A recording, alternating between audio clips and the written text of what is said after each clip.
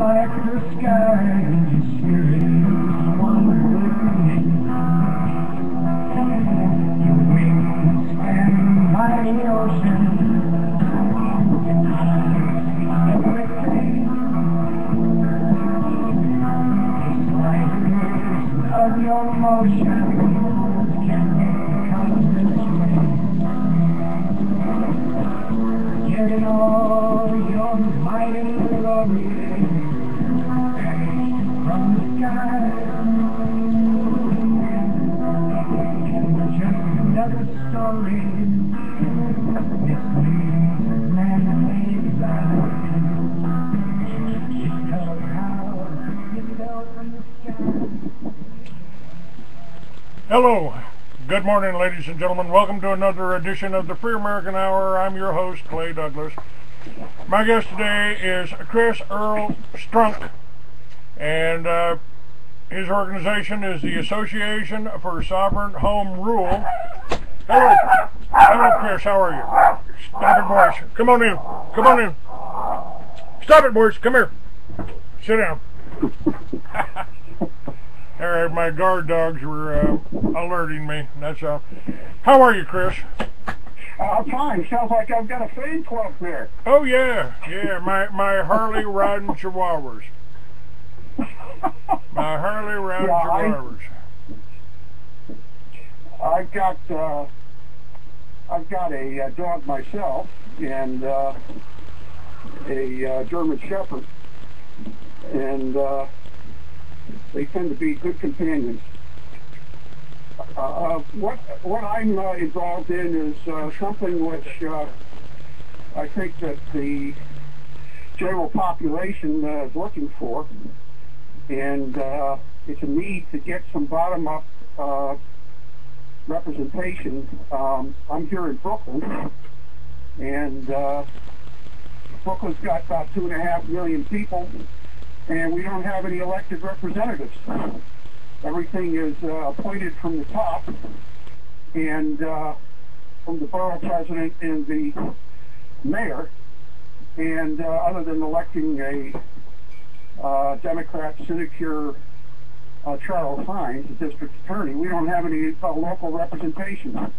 And as a result, we tend to be at the mercy of decisions being made by a corporate bureaucracy. So I studied the situation, and I figured there must be a way to get people to start taking interest in their own self-interest. And it's harder to do in the city than it is in a town or a village. Upstate New York has got 1,651 towns and villages, and each of them have bottom-up representation. They have control of their budgets, and they can make decisions as to how many firemen they want, how many local policemen they want, how many school teachers they want. But we don't have that choice in New York, especially in Brooklyn, which has become the bedroom community for Manhattan. And so I'm involved in a referendum of a voluntary initiative. So you caught me between one place and another here. I'm on the run here. Okay. So my initiative is being looked at by both the Democrats and the Republicans with great consternation, because they don't want to give up any top-down control.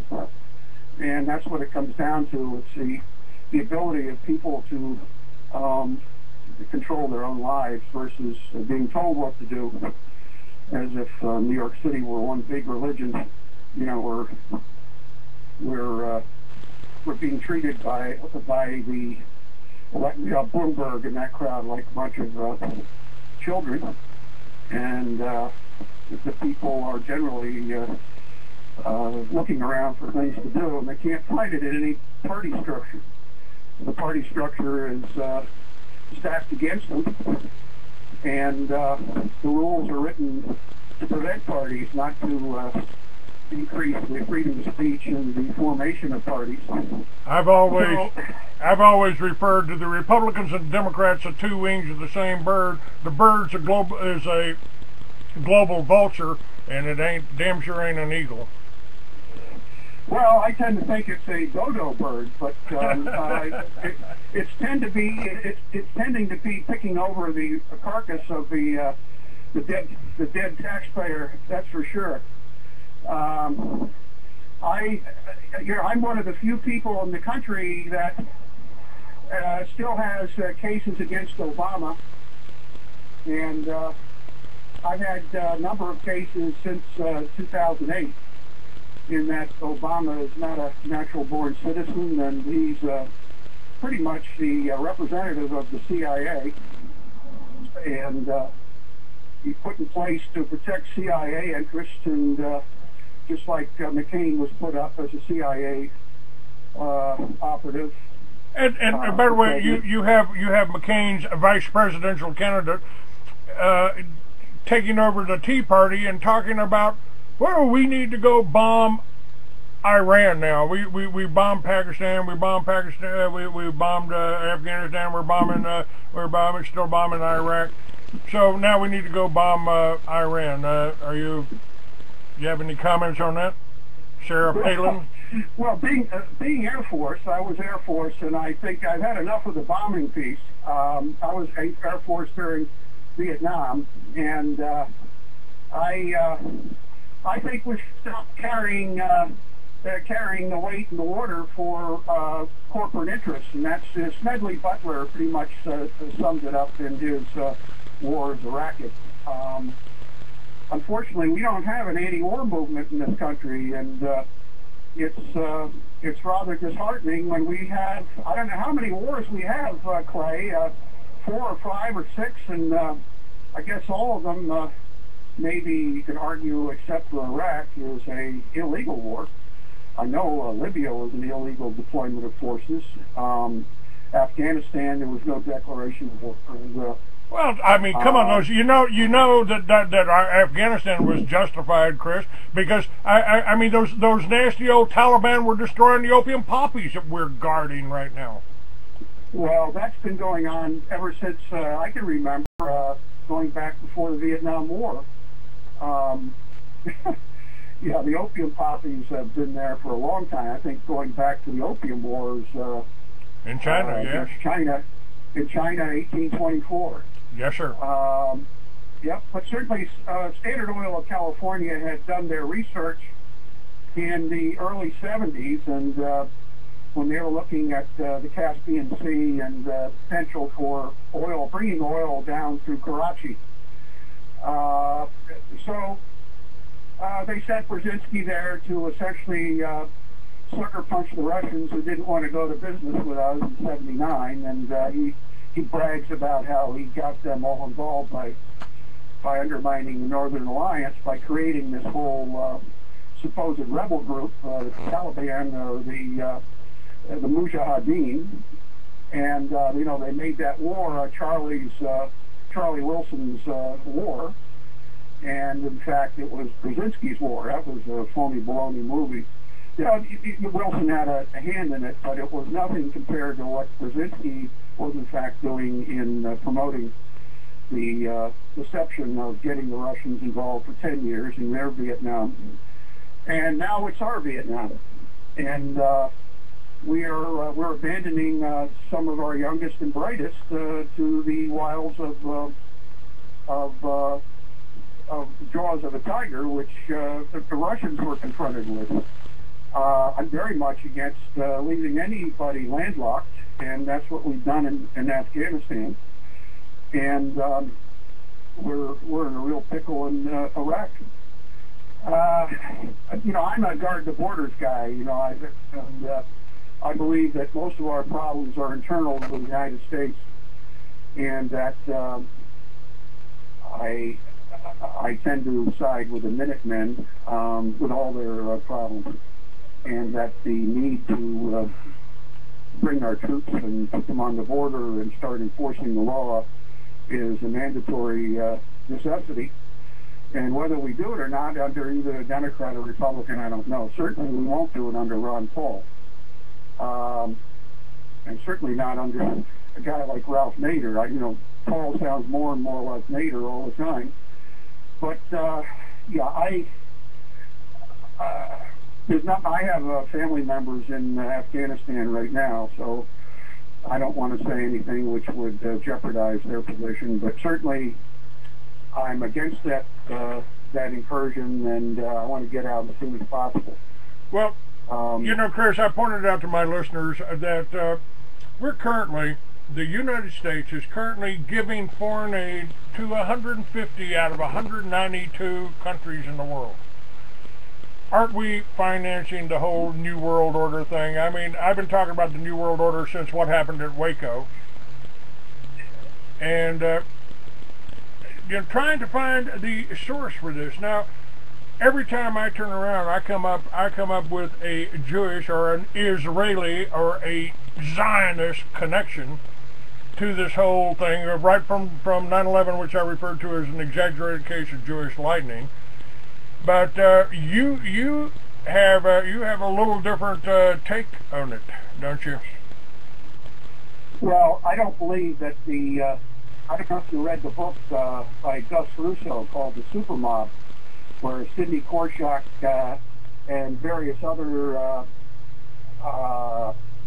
first-generation Jews out of Russia and Poland were essentially given a leg up to mine the mafia's finances and to represent them in court and to promote the interest of the mafia commission generally, and ending up creating Hollywood. And so, I draw a very bright line between the Jewish mafia and working with the Italian mafia and the mafia in general and the general population.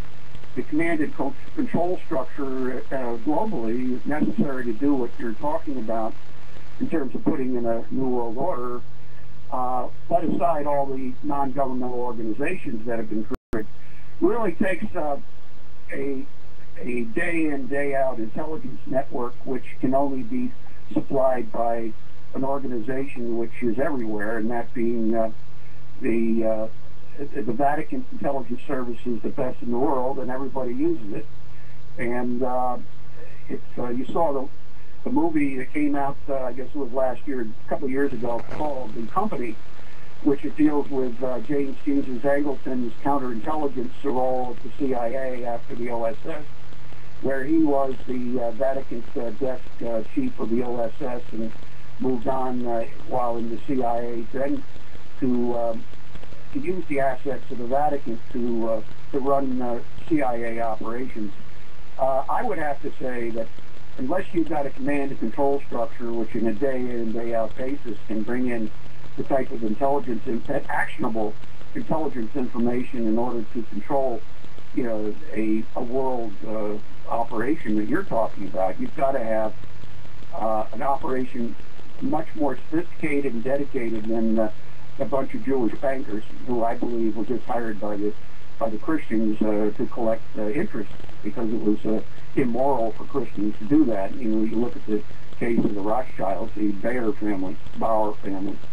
He just had a big red shield over his money changing and money counting house in Austria, and was hired basically by the Vatican to do their bidding in the 1800s, especially after Wellington beat Napoleon.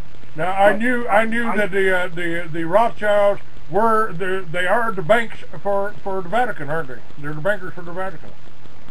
Yes, they started in Sirius in about 1824 after Napoleon beat the Duke of Wellington, the Wellington beat the beat Napoleon at Waterloo, and I had looked at the growth of the Dutch West India Company and the East India Company and the battle between the Portuguese and the Spanish and the Dutch and the Spanish and the Dutch and the British, and from very early on, and it always comes down to who has the best intelligence network on the ground. And of course, the various outposts, the trading posts of the trading companies were constantly gaining intelligence information. But certainly, by the time you hit the 1700s, everybody had people in place around the world, and through but the Dutch and the British East India Company and West India Company was then very much open to doing business with the Rothschilds in the late 1700s. The Rothschilds hadn't started until about 1760, and so by the time of their role in both the British government and other governments through intermarriage, they certainly had positioned themselves to be able to pass on this type of financial intelligence to their clients. That was then a reciprocal trading of information through the banking efforts. But I don't put them at the center of this. You don't need money to run an economy. What you need is control, and you need power, and you print the money as you need it, as we're seeing now.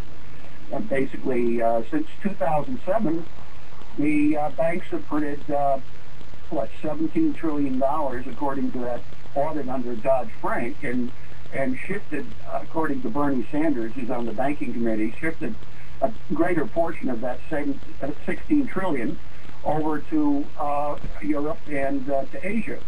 And we have not seen the benefit of that over here. Now, so I would have to locate the real command, the command center outside the Rothschilds. The Rothschilds are tools, just like Sidney Korshak and the Jewish mafia were tools of the church in Chicago, and the cardinal. I have pictures of them standing with the local cardinals and the bishops, and they were businessmen. They were put there to keep an eye on to watch the P's and Q's. So I don't put the major problem on the heads of the Jewish race, because I think it's misplaced. There are not enough of them, and I go to where everybody is pretty much in place and report back on a daily basis, and that what I locate in the Jesuits. And there's not a day that goes by that they're not reporting what they're thinking, what they're feeling, what they're discussing, who they're meeting, what they're saying to people, and it all goes back to the central figure, the Black Pope, who then deploys his men like pawns on a chessboard, including the Rothschilds, including other bankers who are very subject to the type of political intrigue that and the thinking. It's thinking that's driving things. It's the thinking, and it's the plans which are being hatched, which create the left and the right. And if you want to get a solution, what you do is create the problem that is ready, fit for the solution. And that's basically what the Jesuits have been doing since the mid 1500s as a military order. They're not religious. They're not Catholic.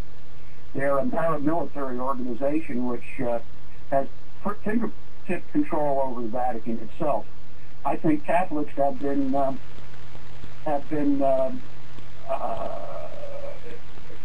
treated very poorly by the Jesuits. They have been thrown into the jaws of a lion, like the Irish were thrown in with the potato famine and that whole situation. The Jesuits set up that whole thing in the 1840s, and the Irish have always been mistreated within the church.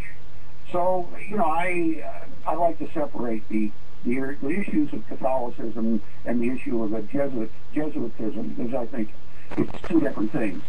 And I think you're right that the banking community plays a major central role in coordinating who gets a loan, who doesn't get a loan, where the cash is given for liquidity and where it's not. So they play a very crucial role. Well, if the Catholics were what they are purported to be, wouldn't they be against usury? Wouldn't they be speaking there against the usury of the banks loaning us our own money? They do. Matter of fact, they do speak out against it. But there's two sides to every. they don't want the Catholics to do it, but they want the Jews to do it. So it's okay for the Jews to do it because they want to borrow money. Right?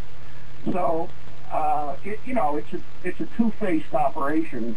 You know, the inside operation says a different thing than the outside operation. You know, the religion's for the people, but the power and the control is for the inside organization within the church, the people that own the church. And it's a business operation. I see religion generally as a way to control people and to scare them and to herd them like sheep. But certainly the morality that Christ speaks of and acts upon is essentially the key organizing force over the last couple thousand years. I have a great deal of respect for what he did and what his name has promulgated. It certainly is a stark contrast to his fellow Muhammad, who was a two-faced, lying murderer and illiterate to boot. You know, he makes everybody read the Quran. He couldn't read it himself. So that's right. He was illiterate, but who were his scribes? Were they Jewish too? Well, what they used him. He was very closely associated with the Augustinian monks, and of course he was Semitic. The Ishmael, the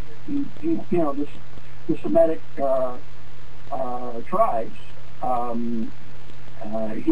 There was no reason for him not to closely associate with Jews. Matter of fact, when he went to Medina, he certainly had done overtures and actually devised the Quran to reflect a more radical form of the Torah.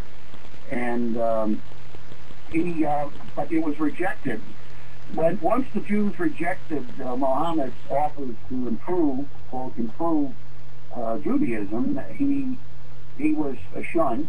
He was told that the Jewish faith was complete; it didn't need any improvements, and that is the primary reason that it's the first 5 books of Moses are a part of our Bible, and because it transformed itself into a Christianity which even today those who deny the messianic message of the Talmud, or the Talmud, they're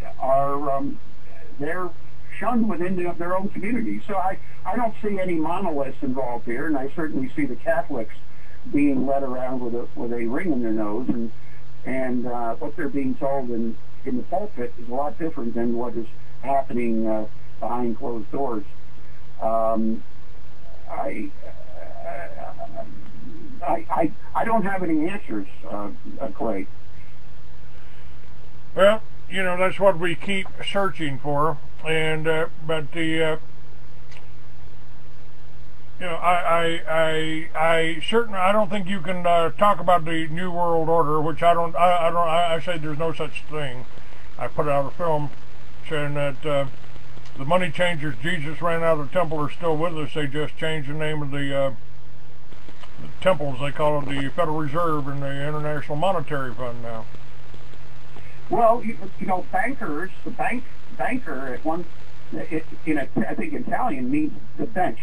There's the benches where they did the money changing. So the money changing is unchanged from when the temple was being used to do that. When Christ went over and overturned the tables and the benches, he overturned the bankers, in fact.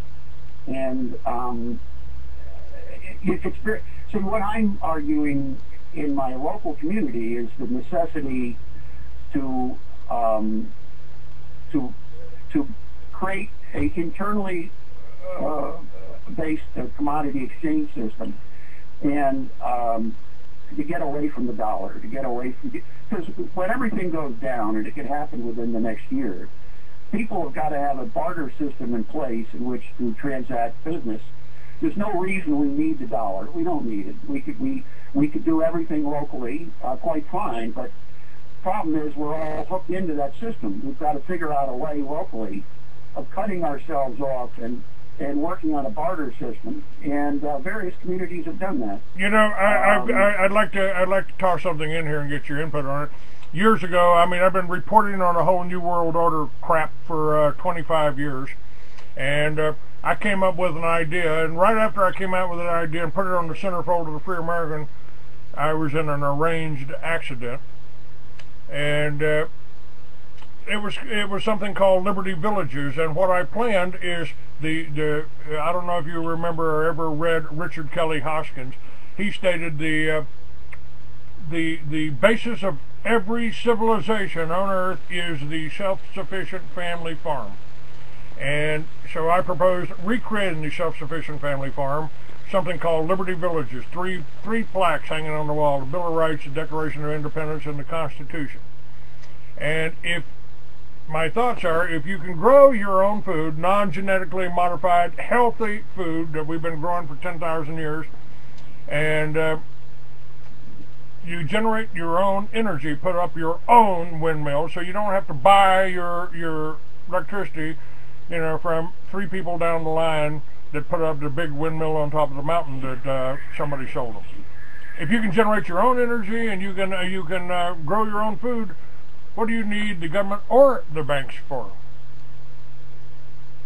Well, you don't. That's what I'm saying on my website. The Association for Sovereign Home Rule Within, and I have there I've been contacting village mayors and the town supervisors, and for the last year trying to get them to take an abandoned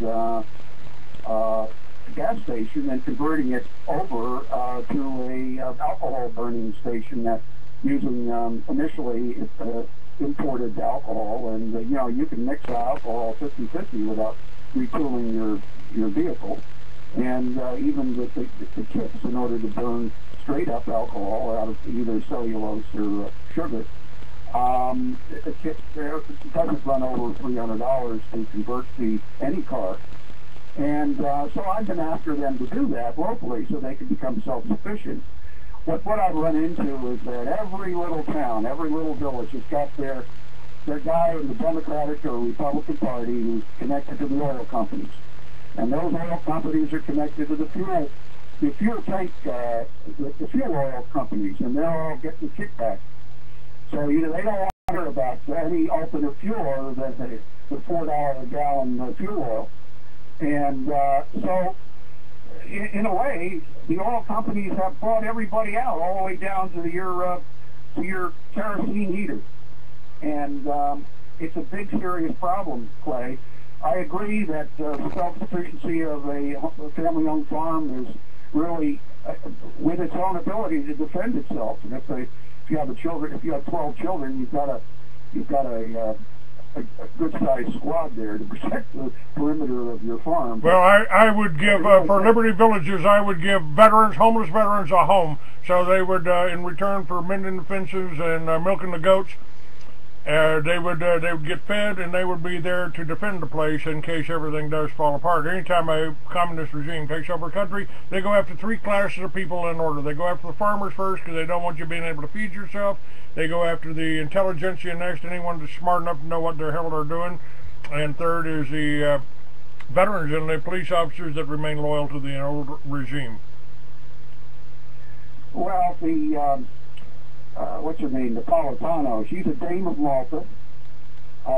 She is very much one of the key, if there are a list of people to be thrown in prison, I would have a list including Panetta and Petraeus and all of the people around Obama. And I'm talking about the Knights of Malta. Of all of the presidents we've ever had, Clay, Obama's got more Knights of Malta in his administration than anybody, including Reagan. And he was the one with the most Knights of Malta before Obama. So that you're right about the plan, the layered plan on who to round up first.